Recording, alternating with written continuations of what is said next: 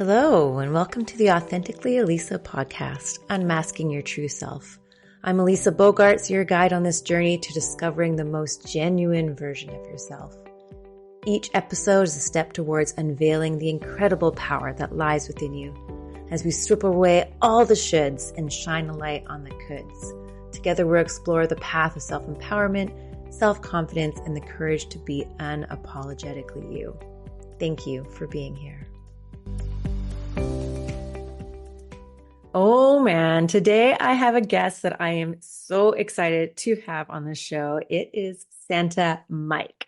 That's right, we have one of Santa's helpers here, and we're going to be talking about the S.A.N.T.A mantra. And Santa stands for Show Appreciation, Nurture Thoughtful Actions. And of course, Christmas and what it's even like to be portraying Santa Claus.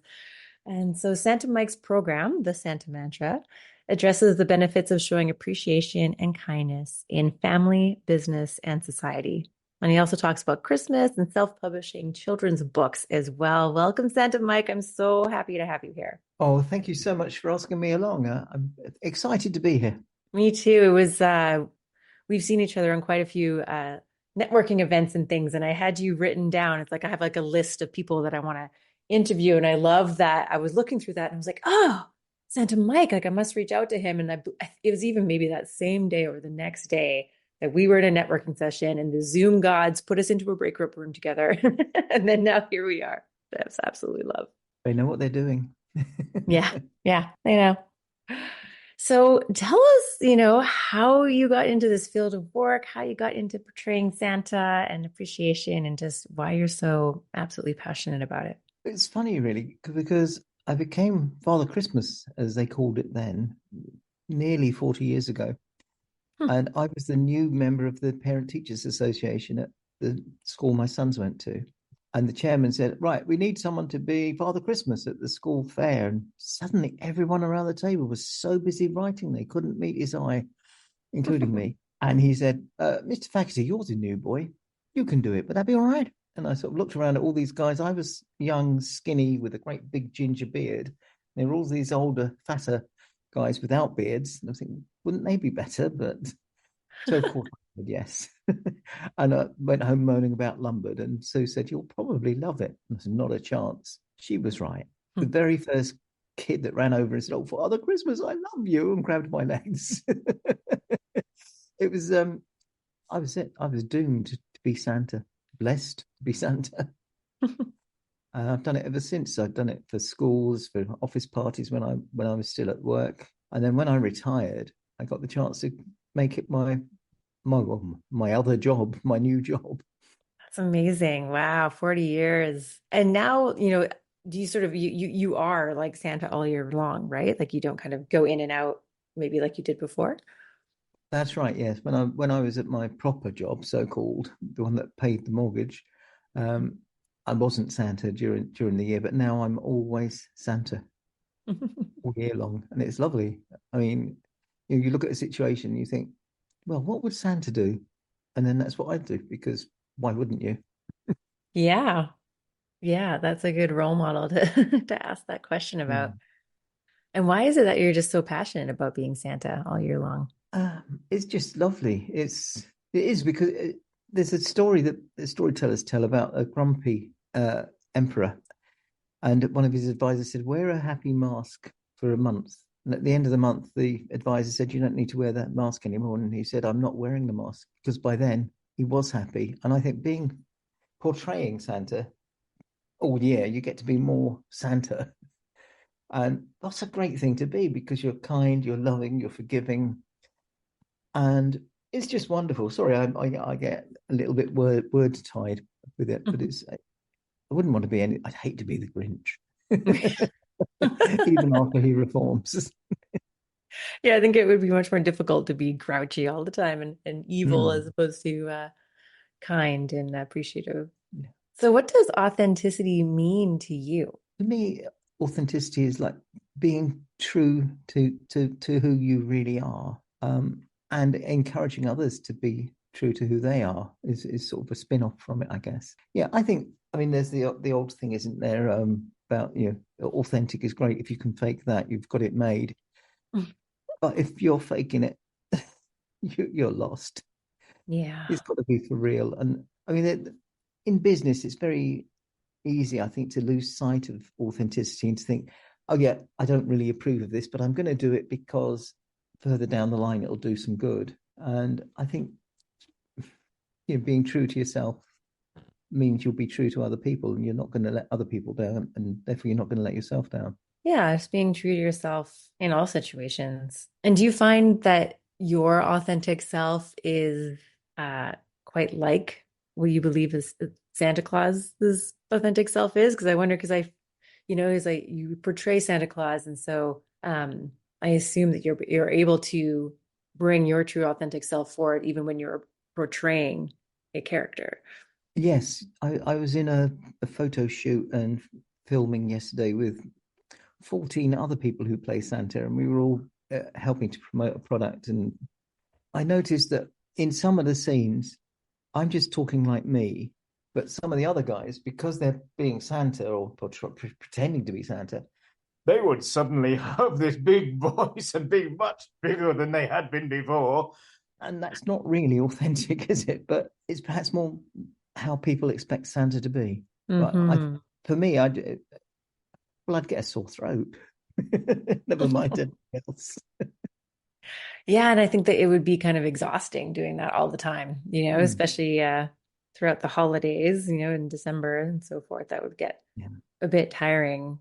And I love like something I always really liked, just seeing you in networking meetings and things and just the softness of your voice. And I always feel like because like when I think of Santa, I do think of that. Like sure, it can be this jolly old Phil and this and that, he's got the big laugh, but also I kind of see Santa as this yeah, very kind, compassionate, caring person. And I feel like your natural voice really portrays that. Well, I hope so. Thank you. So tell us about your Santa mantra and how, we can really show appreciation in an authentic way. Yeah, it's really becoming a bit of a crusade with me, the Santa mantra, because as you say, it's show appreciation, nurture thoughtful actions, and I think it's a really good way to live. I mean, there are business sides to it. If you're in a business, then you need to show customers that they're valued.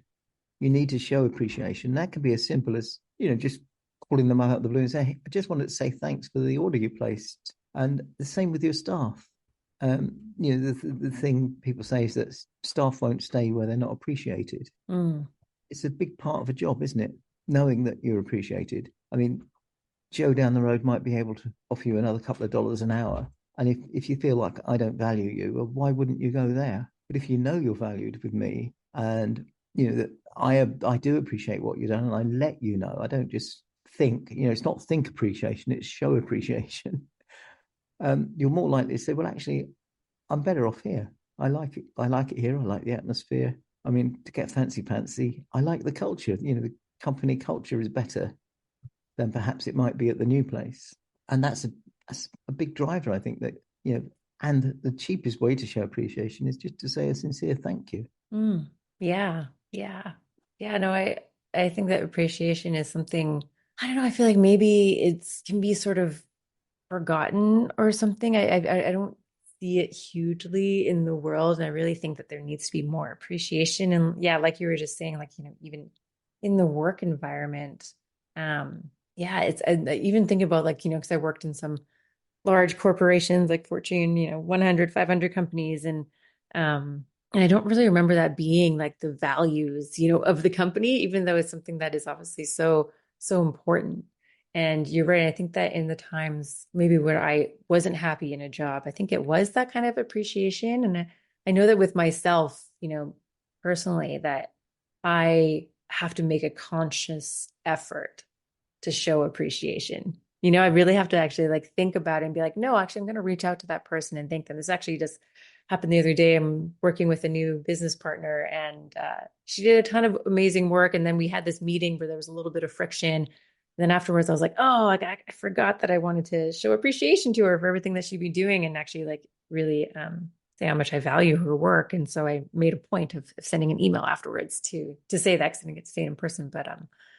but yeah, it's interesting how for some of us, I think that at least with me, it's something I really have to think about and go out to do. And even when doing it, I can feel a little bit awkward, going up to somebody being like, "Hey, I just want to know, I really appreciate you." Or um, yeah, it's kind of interesting how uh, that can be something that some of us considered an awkward thing or like, kind of weird going up to somebody and complimenting them. Yes, and some people struggle to take a compliment, don't they? But Mm. I always feel if someone's done something kind for me, I really appreciate what they've done, and it's it helps me, and it's good for me to tell them, as well as hopefully being good for them to be told that what they did was appreciated. Can I give you a little something that happened this week? Yes, please. I had 2 days' work in London uh, because the real Father Christmas couldn't get there. I was one of the Santa's helpers that were there doing some work.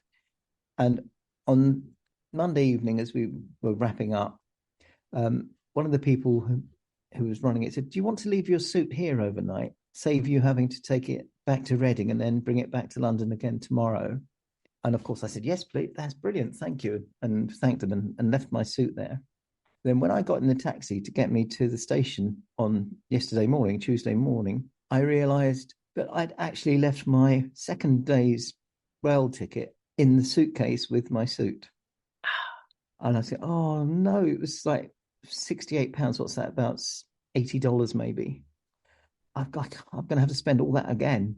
But when I got to the station, I explained to the chap in the ticket office and showed him a photo of my receipt, which I'd taken for expenses, and a photo of me at the previous day's work as Santa at the post office museum, all in my costume. And he said, "Just wait," and he contacted his supervisor and sent me around to see her. And she said, "Well, we're not supposed to do this really, but under the circumstances." And she wrote me a travel warrant so I could get from Reading to London, and then just have to pay for my movements in London, which probably saved Oh. me £50. And I've just been writing out a nice list because her name's on the warrant. So I was writing out a nice list certificate to give in at the station tomorrow to go to her, so she'll see that I appreciated it.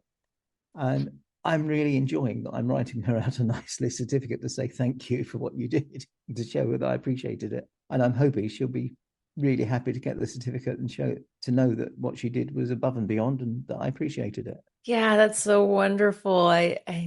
Yeah, there are these acts of kindness that happen so much in the world, and sometimes they can be random or what have you, but um, and especially with something like that, there's this person that works at a station that you could maybe never ever see again, and yet you really truly appreciate what they did, and for you to go that extra mile, for you to say, "I appreciate that you went the extra mile," and I'm actually like giving you something or yeah, telling you in a way how much I appreciate it. I think that's wonderful because I can think of, so many times where, yeah, there has been like an act of kindness and I've been very appreciative, but maybe haven't figured out a way in which to find that person again to tell them that. So I think that's so wonderful of you. And I think that that's an amazing way to be. And I hope the people listening, will kind of take that and be like, how could I do that myself? If someone does something for me, what can I do to make sure that they know that I appreciate what they did for me? Yeah, I think you're right. And I think the thing to do is if you don't know how you'll see them in the future, is to make sure you do it then and there. I mean, I thanked her profusely at the time, but knowing that she works at the station and who she is, I've got the opportunity to do a little bit extra. Yeah, yeah.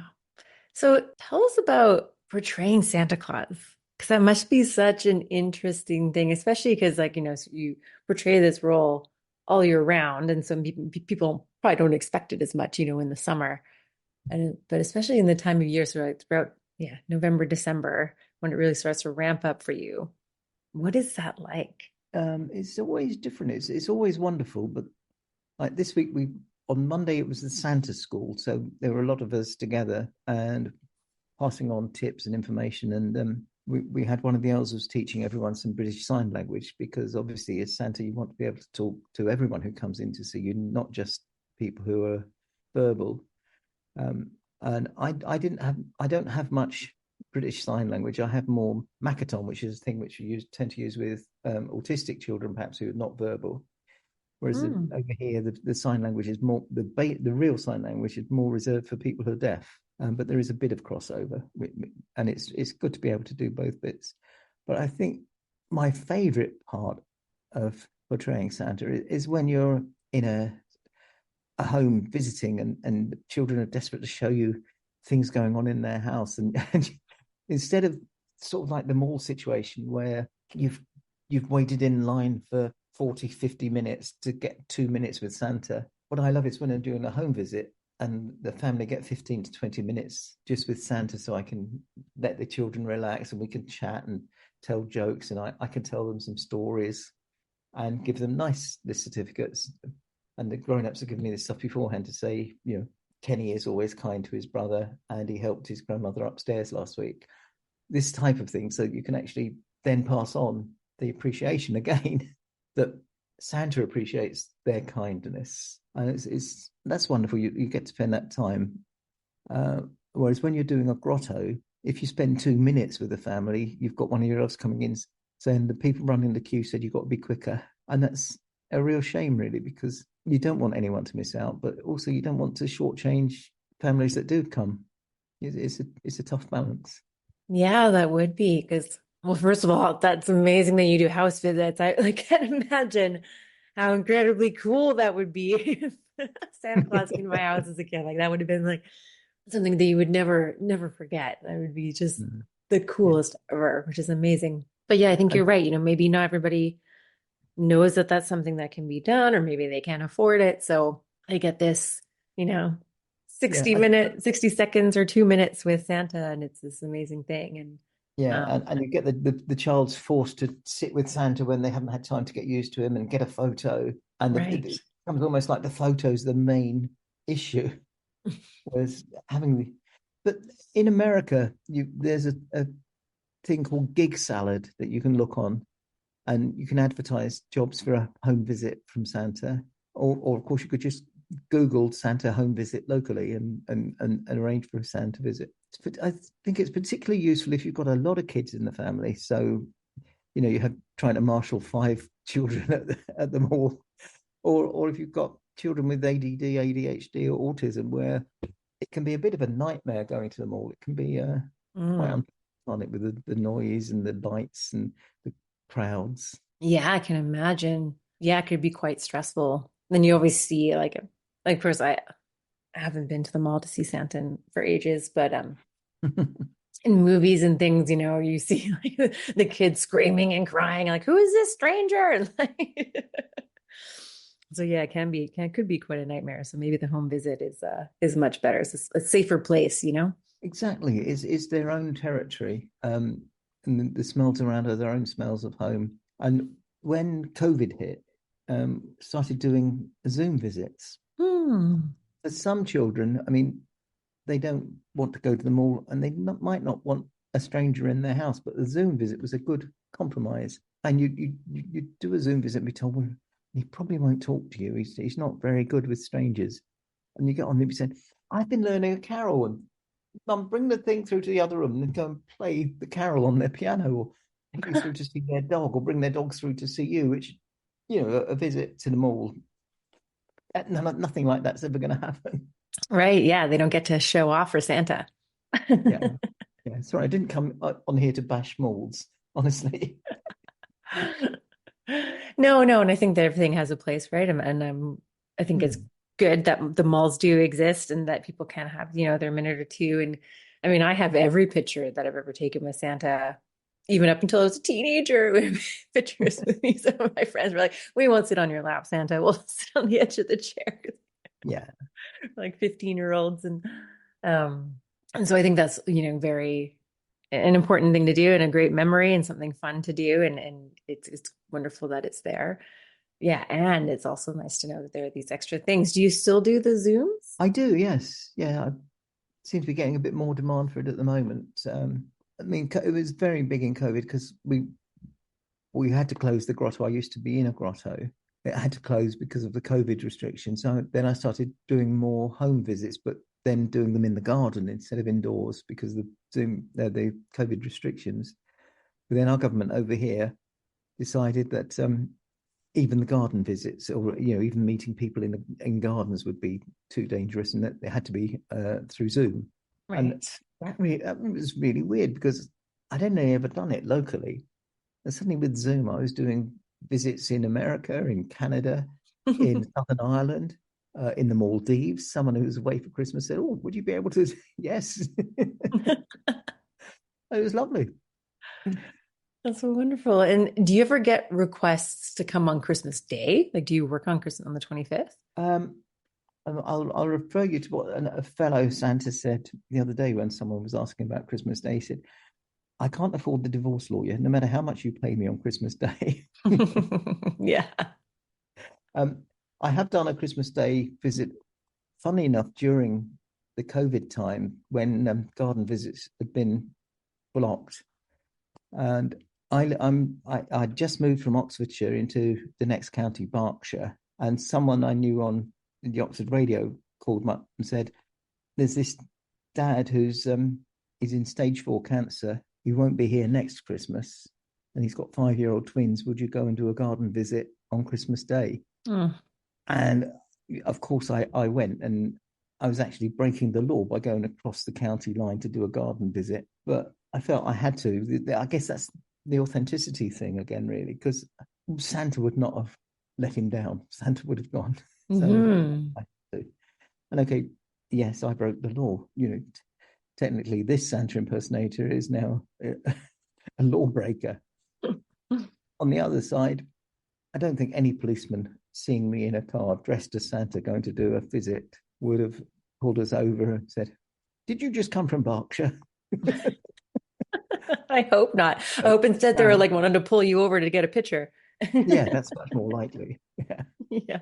I say that was a live visit when I was really only supposed to be doing Zoom visits. Right. Yeah. Yeah.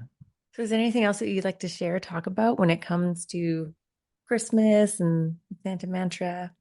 Yeah, I've had some lovely, lovely experiences with children at Christmas, and some of them are very moving. I was on a job where we were going around the country delivering people's Christmas shopping, and we had reindeer, and we traveled in a lorry and a van, and then I'd drive the sleigh, which had wheels on it, up to the house for the visit. And one of the visits was to a school where the teachers had bought from this particular supermarket that was laying it all on, had bought their Christmas party supplies from the supermarket. And when we got there, I met the children, and they were telling me their Christmas wishes, reminding me what they wanted for Christmas. And one little girl just said, "Santa, I don't really want anything real, except that my sister's just had a baby. I've got a nephew now, but my sister and my mum argued about it, and I've never seen him. Can you make it right for Christmas, please?" And you think, "Oh no, I can't." But what I said to her was, "Well, what I would really love for you to do is tell your mummy that you've had a word with me, and say I would really like her to make friends so you can meet your nephew." Uh, and left it at that. And then this is again where the appreciation comes in. In January, the agency I'd been working through sent me on a letter from the headmistress of the school who'd written to say that the little girl's sister wound up spending Christmas with them, and she got to play with her nephew on Christmas Day. Oh, that's And wonderful. that's that's the power of Christmas and the power of appreciation, that the headmistress went out of her way to send me a letter to let me know what had happened. That Oh, that just makes my heart blow it was and swell lovely. up with happiness. It's brilliant. I mean, she needn't have bothered. It wouldn't have mattered because you know, but she did, and I loved it. Yeah, yeah. And even how the little girl, also said it and then it was told and how much she, yeah, appreciated that she got to be with her new nephew. That's oh, Yeah, that's so lovely. it was lovely. It was. I was. I feel up when I remember it. But I And think. what an amazing little Um, girl to not even ask for anything, like not to for some I gift, it was yeah, yeah, more just quality time with the family. It's amazing. yes. Because I have had someone who played that on me as a trick. As a little boy, I was doing the Marlborough Street lighting a couple of years back, and he came into the little grotto, and I said, "And what would you like, for Christmas? Because I can't remember just now." Well, I told you I need to spend more time with my family. There's four of us, and quite often we're all in separate rooms. I'd like to spend more time with my family. And I said, well, that's a lovely thing to want. I said, yes. So can you get me an Xbox with four controllers? I felt I'd been sucker punched, but the intention was good. The intention was good. Yeah, it was there. So based on, everything that we spoke about today, is what's sort of an action that our listeners can do to, show their appreciation, or what's something they can take away? I would say you may well keep a gratitude journal and you might write things down, but that if you're grateful for something someone's done, as well as writing it down for yourself, tell them and maybe even write to them, even if it's just an email or a text message, because it does mean a lot to people to be thanked. And it'll be good for you and good for them. And really, that, Yes. if you like, that's the whole basis of the Santa mantra. If you boil it down, it's, showing the appreciation, saying thank you, and it will nurture thoughtful actions. It'll leave you a glow, leave them a glow, and both of you are more likely to do something nice afterwards. Yes, absolutely. That was exactly what I was thinking, was that, you never know what someone is going through. Mm-hmm. They may have been having an awful day, or you just never know. And so if you do make that effort to go out and reach out to somebody and tell them how much you appreciate them, that could really brighten their day. That could turn a corner. That could, you have no idea what the impact could be of that. And like you said, and even if they are having a great day in which doing that, then now they're, even more aglow, and then they maybe will do it as well to somebody else that they appreciate. So that ripple effect is definitely huge. Definitely. And Yeah. even in families, because it's very easy to take family for granted. But your children are wonderful, and they deserve that. If they're doing a good job, for you to tell them they are.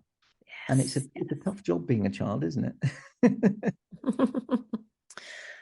Well, I'm so happy that you came on the show. And thank you so much for being here. And really, like, the kind of everything that we sort of talk about was all about showing that appreciation and taking the time to do so. And if you are able to, go above and beyond and do what you can. But in those moments where maybe you won't see someone again that you appreciate, to make sure that you say it in that moment, right then and there, show them how much you appreciate it. And that this really, have thoughtful actions, and that it can also help other people have these thoughtful actions. So where can our listeners find you online? I have a website, henleysanta.com. It's HENLEYSANTA.com.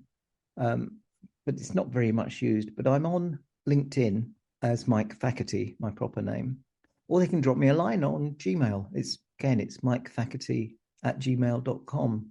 Can I send you these things and they could go in the show notes, which is probably easier for people, isn't it? Yes, they'll definitely be in the show notes. Brilliant. And yeah, wonderful. Thank you. Any final words of wisdom? Yes, I think, I don't know how wise it is, but I remember the old thing of it, if you have a choice of being right or being kind, be kind. I think we should always aim to be kind. And I think that's my wisdom, really. Be kind and show appreciation. I think that it's not my wisdom, is it? It's sort of eternal wisdom. But I think that's what is best for us, as well as the people to whom we're being kind. Absolutely. Yes. Be kind, spread the kindness, because it will spread more kindness. Yeah. Thank you so much for being here, and have a wonderful Christmas. Well, thank you. And you have a great one. And for your listeners too, please have a great Christmas. And thank you very much for inviting me along. I really appreciate it. I really appreciate you being here. Thank you so much for listening to this episode. I hope it inspired you to live a more authentic life. I'd love your help in inspiring more people to live authentically. So please follow, rate, and leave a review so we can create a ripple effect of authenticity. Until next time, stay true to you, be bold, and thrive on your own terms. This is Elisa, signing off authentically.